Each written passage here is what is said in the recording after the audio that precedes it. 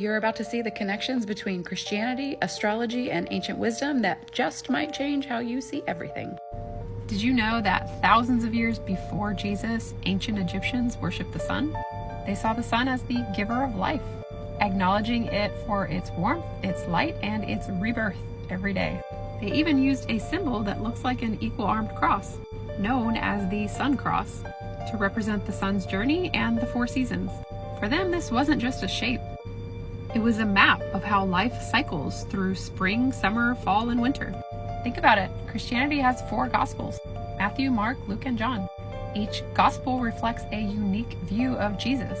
It's almost like each season has its own character.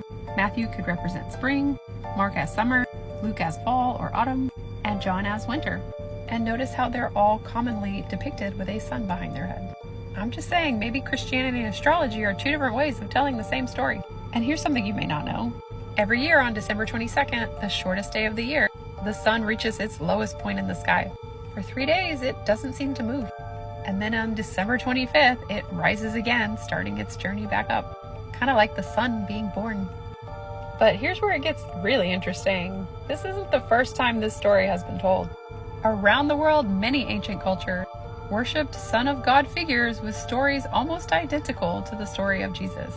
For example, Krishna of India, Horus of Egypt, Quetzalcoatl of Mexico, and Mithras of Persia were all figures said to be born of a virgin with a divine father. They all gathered followers. They all even had a carpenter father. They all died and were resurrected after 3 days. This pattern shows up again and again. Here are a few more examples. So maybe these stories aren't about different gods and religions. Maybe they're reflecting all the same cosmic truths. The cycles of life, death, and renewal. Think about it. Why do we always see Jesus with a radiant halo that looks a lot like the sun right behind his head? The light he brings and the life he gives isn't very much different from that of the actual literal sun.